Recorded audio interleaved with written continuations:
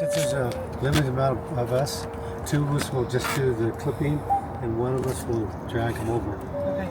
And we're not going to be getting huge long ones. We're just going to get something under 10 feet, 8 to 10 feet, because it's a smaller launch.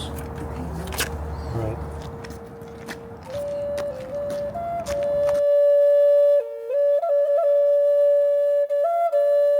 Hi, my name is Isabella, and I work at Mother Nation for Human Resources from Tlingit Nation, and we're here collecting willow for the Sweat Lodge, and this is my first time doing it, so I'm really excited about that, learning more and more about traditions and getting more into that. Right now I'm learning that willow is very, I forget how she put it, regenerative, I think.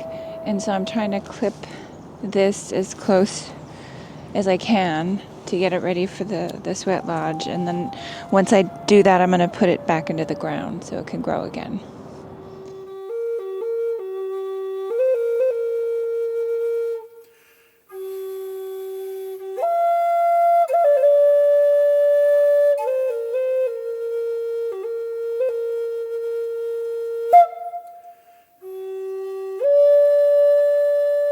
Kind of tell, like, willow bark peels off very, very easily, and you can kind of tell when it's stripping.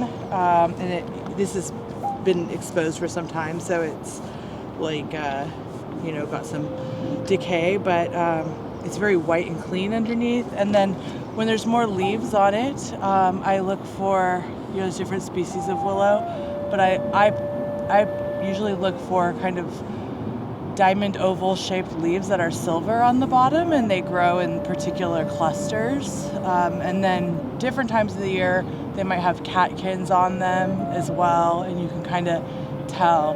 But then you're always looking where there's water. Willow is like a water plant, so you can tell there's a lot of like drainage from down the hill, from the road, and that's why we're looking here. So when I drive, I'm just always scouting for plants, always. Where am I going to find the next spot? But yeah.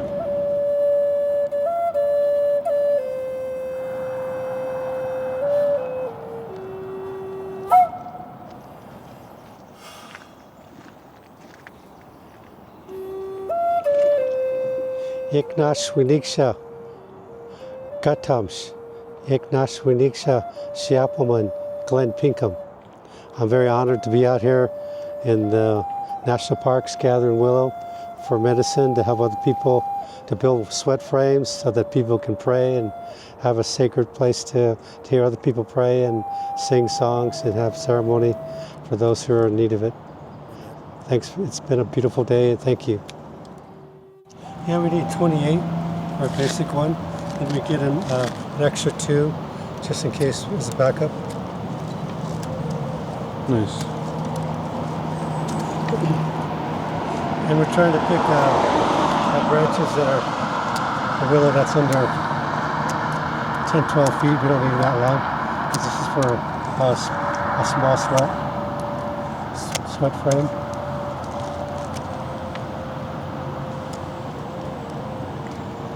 The ones that we have, some that hold more than 20 people, those require willow that are over 20 feet long. Like this one would be a small one for a big one. Brazil na nawe magana dog ni gani gabo we quite indigenous cause. Umami wanini Anishinaabe kwe andao mahingan sahayigan indojaba. Hello, my relatives. My name is Nigani Gabo Wikwe, or Madeline Ryder. I'm Algonquin Anishinaabe from Wolf Lake First Nation, which is in the Ottawa River Valley.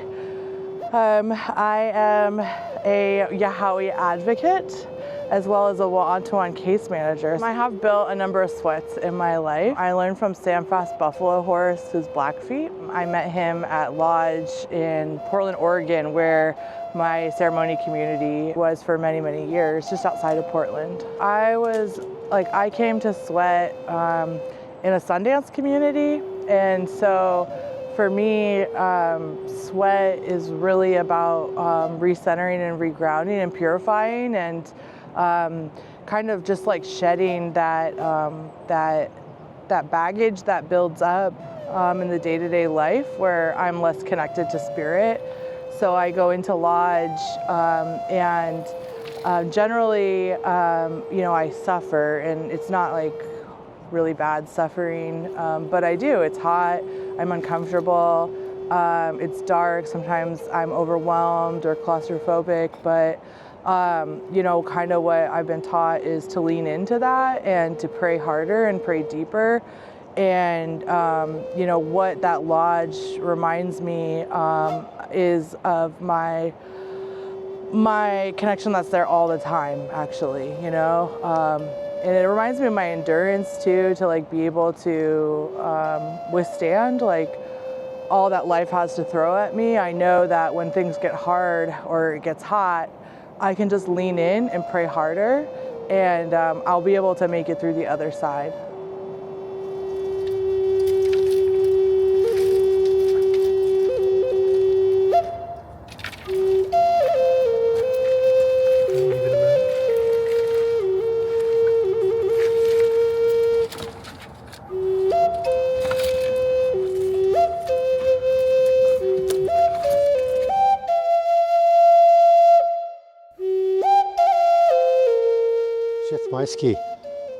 It's a beautiful day to be here in Seattle, Washington. We're at a place called Labateo Youth Home. This is where I run the sweats. We have two types of sweats, and I'm going to clarify what they are. We have this large one. This holds up to 25 people. And in the Yakima style sweats, as well as Warm Springs, Nez Perce, Colville, Umatilla, we in our longhouses, men sit on the north side of a longhouse and women sit on the south side of a longhouse. And in our sweat lodges, you'll see that when you go in there, this is the men's sweat. The rocks are on the north side of the door. And if you look at this sweat over here, sweat frame, just like in the longhouses, the women sit on the south side of the longhouse. In a women's sweat, the rocks are on the south side of the door. I just want to clarify that for you as we get started on this day. Thank you.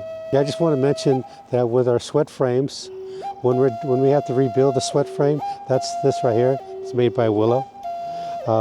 What we do is we take the old sweat frame, the Willow, and we use it for the fire. What happens in a sweat, you have all these prayers, all these songs, all the good words, all the crying, all the laughing goes into here. And it needs to be released in another way. It goes over there in the fire. And when it goes into the fire, that medicine from laughing, from praying, from those things that happen in the sweat goes into the rocks. So it actually gives the rocks more medicine. Just want to let you know that. Thank you. This is how one person takes apart an old sweat frame.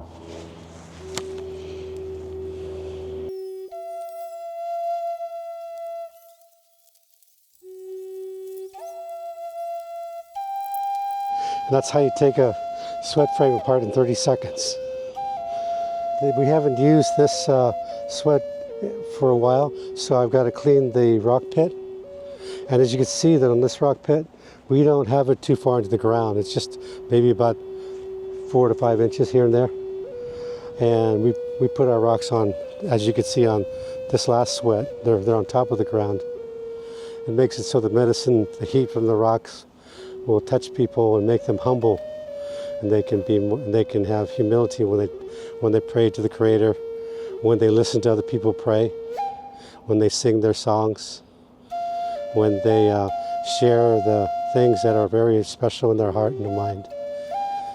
Hi again, and I'd like to clarify a teaching on the willow. On the willow, you can see this one's red. The bark is red. And this is a a yellow willow, but it's green. I picked it early. Now, I want to mention something. Red, what I was taught, is primarily for where there's going to be women in the sweat, or the sweat only for women. And then the yellow willow is for where there's going to be men only, a men's sweat. But you can also put them together like a community sweat. I do community sweats. I do family sweats. Then that's where the guardians, the mom or grandma, brings kids from 2 years old to teenagers. And I have like 4 or 5 families that come in and sweat together. And then I have grief and loss sweats. And grief and loss sweats are those who are about to change their life. All right, what I'm going to do now with this pile of willow, I'm going to separate the longer pieces with the smaller pieces. And the smaller pieces in one pile, the longer pieces in the other. So this will just take me a moment. The longer pieces, of course, will be for the ones that go over the top, and the smaller pieces, like this, are going to go this way, horizontal. Like, see those ones right there? They go horizontal. That's what these ones will be for. So I'll put those right there.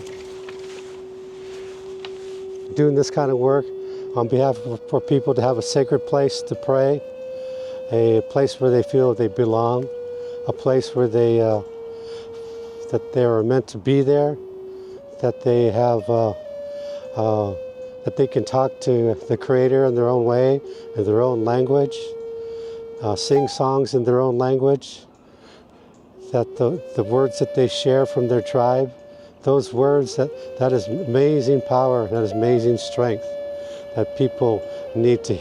You may not understand a person who's speaking Cheyenne or speaking Yakima or speaking Lakota, but you know what? Their medicine, those words, will touch you spiritually, and they'll strengthen you. You may not understand the songs that they're singing. That's from another tribe, but that medicine that's in that song, that drum. When we drum, we have drums in there. We have some of our Midwestern relatives bring rattles. They bring gourds. And then the rocks, the medicine that we put on the rocks, we when they're hot, that medicine will talk to you and help you to find healing, to find a way to respect yourself, respect other people, care about yourself, care about other people, believe in yourself, believe in other people. So what I'm going to do is I'm going to cut some more string, and after that I'm going to line up I'm going to be using a steel bar here.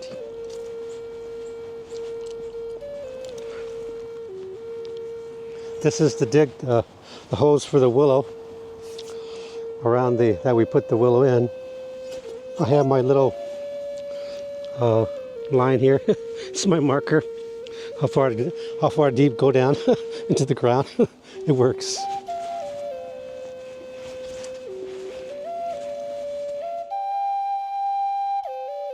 I'll explain to you what we did with the making the markers. We start by getting the distance between this guy right here on both sides of the pit. Start here, and I'm facing west. I get a stick, measure it out. This is for the door. The next one is right here. And every time I dig a hole, I add a little bit of tobacco into the ground before I put the willow in. Let me explain something. What that does, I'll explain it like this. I'll use an analogy. You got a Band-Aid, and then you put the Band-Aid on. That works for a cut. But nowadays you can use cement glue, you can use the ointment, and that helps it heal, helps make it stronger. Now, by putting in tobacco into the ground with the willow, these willows were alive just yesterday, and they're going to be giving strength to people who come here to sweat. And so, spiritually, what the willow, what the tobacco does, it's going to give this strength back to this willow, to the ground, just like how that Band-Aid and that ointment that you put on your cut is your body will make it strong. This will make it strong into the ground. Okay, now I'm down to the last step, one of the last steps, which is to do the tying on these, going, up and down, vertical. Then we'll be doing the ties around horizontal after that. The main thing with this is to keep them, keep your willow, your branches all together best way you can. What I do when I'm doing this by myself, I tie the biggest one first, and then I'll tie the small ones together on the next pass. So I'm tying from one end to the other. The other thing is when you tie these, I'll show you something. Don't go like this. Don't push down on it when you tie it. Just tie it where it's at. It makes a big difference because you keep on. Let me show you again. If you go like this and you're pulling it down, it throws the level off, and it makes it come across uneven. So always remember that, okay?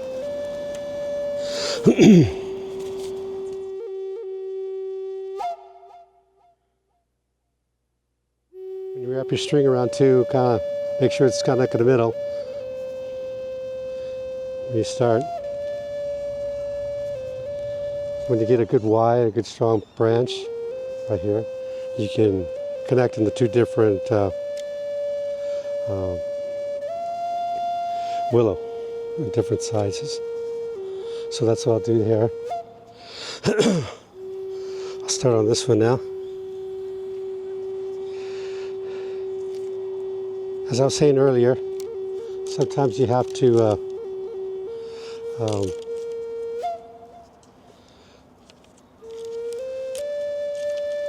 set these up so that they'll be level right across here for the door.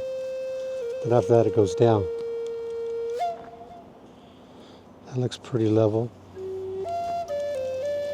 Okay, what I do, I take a step back and I look and see how, if the high and low is kind of, if it's starting to go at an angle, which it is.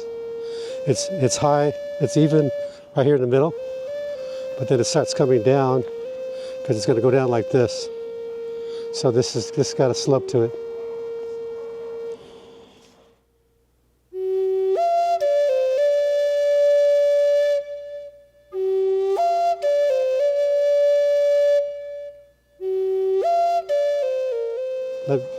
Let me explain this to you again. I saved this guy to connect to this guy right here, like so, when it has a good Y on it.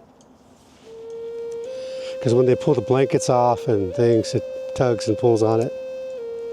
And the one that's the highest is, and a small one like this, is the one that's right next to the rocks. And then from there it makes a slope, a little slope like this. This is the highest part. Then these will start gradually going down like so. On this one, let me compare it to this bigger one. This bigger one is you need two of them to be high. The ones that are highest are the ones right here in the middle, right next to the door. These are the higher ones, and everything plays off that. You see how it's high right here, and then they gradually they come in. So while that one only has one, that would have been this one. This one has both by the door. It makes a big difference, especially if there's an earthquake. See, it's earthquake proof. I always say that just to laugh around, but you gotta have a sense of humor about life, especially if you're going to be praying for people.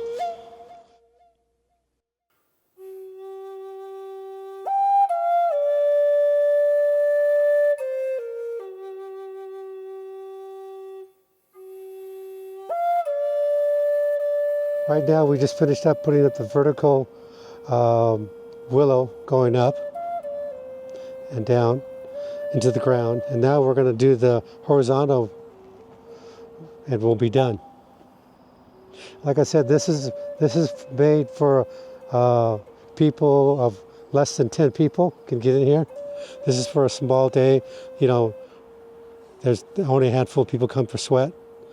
And so we use this one for that because it saves wood because you use less rocks, and using less rocks takes less wood to get them red.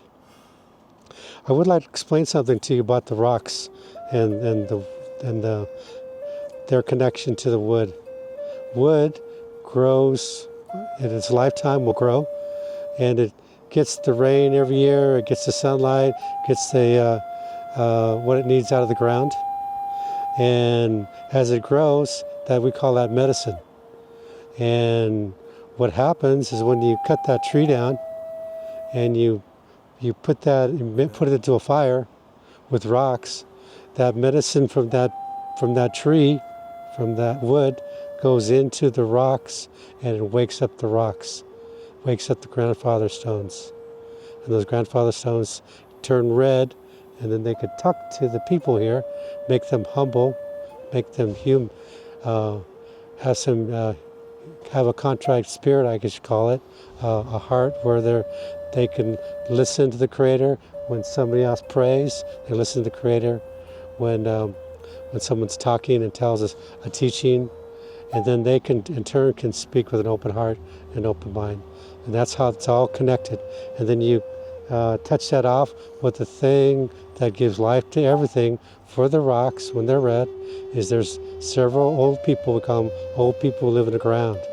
There's the willow, then there's the old people who live in the ground like cedar. There's different kinds, like I mentioned earlier. There's the cedar that comes in the spring, cedar that comes in the fall. There's the wild roses that we that we cook with water, and we pour onto the rocks. And then we also use we call it Yakima ione. Ione in other tribes like Nez Perce, they call it kaus. On the coast here, the general term they call it is bear root. And then we also use other medicines. For my wife's people, they use sweetgrass. And I'm going to point something out to you on this one because I have some sweetgrass out here. I use sweetgrass. You see it right there. When I bring the rocks in, they bring in the rocks in, they're red, we're all sitting in there. I touch the rocks, I greet the rocks with that sweetgrass. And I say, hey, Pusha, and I'm welcoming their medicine into this home with that sweetgrass. That's what that's for. When we have grief and loss sweat, we have people singing out there right before, in between the rounds, before we come in. We bless them, we give them brushing off before they come in. The people who just lost their loved one, whatever it is that they're feeling bad about, their sadness, bring them in here, and we have people singing nonstop. And I just want to share that with you. Thank you.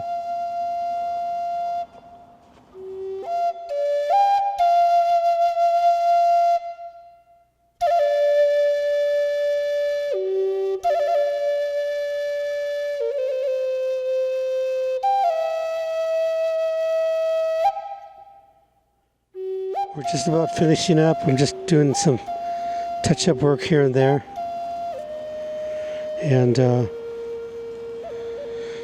it's always a pleasure to build a home where people can come have a safe, sacred place to pray, to listen to other people pray, that the songs that they hear, that the prayers that they hear, that the teachings that they'll hear will help them, give them healing, give them strength that they need in their daily lives, for their mind, their body, and their spirit.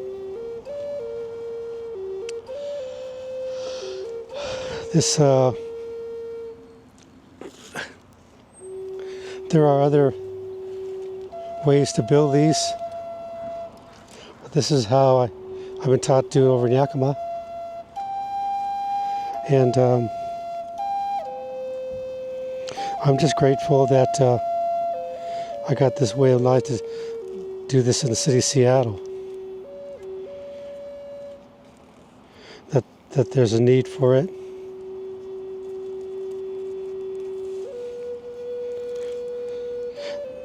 We have, I'm not sure if I mentioned this earlier, but this is where I put on community sweats, which includes men and women. In Yakima, some of you may not know this, we have sweats that men and women sweat separately, but community sweats, I got permission from my mom and dad several years ago to do these. And that includes men and women. And then I also do, as I mentioned, I think I mentioned this earlier, sweats for people dealing with mourning. And if they're having a difficult time, this is my interpretation of grief and loss. When you're going through grief and loss, you should have a certain period of time. You can use ceremony, you can cry, you can have healing water from your eyes, tears. But if it doesn't go away, that's grief and loss. But if you're mourning in a certain way, what I mean by that, if you have ceremony, have access to a sweat, access to the positive, healthy groups that a lot of our people get to be involved in, like I'll put a plug in here for AA and Al-Anon, and of course Wellbriety. If they have those groups, they have Sundance, they have fasting, and even if you're a person who has health issues, you could do what they call intermediate fasting. So there are a lot of ways to take care of your mind, your body, and spirit. And your intermediate fasting, for a spiritual point of view, doesn't necessarily have to be food and water. You can fast off something that you like to do all the time, like say your phone. Fast off your phone for 2 days and see what happens. What you're going to find out is you're going to be able to hear, not just with these a whole lot better, but you're going to be able to hear with this. And you're not just going to be able to understand things better right here, but you're going to be able to understand them better right here. You're going to be able to feel things better. You're going to, and I'm not judging anybody here, but when you get off a phone for a while, get away from technology just for a little bit, it has a way of grounding you. So there's different things that you can fast from. Maybe you do something that's very healthy and positive. Like say you do these long walks. You walk for 30 days, 30 minutes a day, twice a day. A fast might be, hey, you know what? You're not going to walk for 2 days, and you're going to find out something. You can still stretch, you can go swimming, you can go biking, but you're going to miss the walks really well, and that's going to make you miss it in a healthy way, and at the same time, have respect for yourself in a different way. So you can fast off things that are good too. And so we're all done. This thing is, like I said, it's earthquake proof. You can see it's pretty solid. And it's been a pleasure to build this with my son Dallas, who's the cameraman, Dallas Pinkham. I had some help yesterday gathering the willow. That was with Isabel and with Madeline. And Dallas was doing the filming. And we gathered, that was, I really appreciate them coming out. And look forward to building more of these for people who are in need of having this kind of ceremony, a sweat lodge, sweat house at their homes or for their community. Thank you.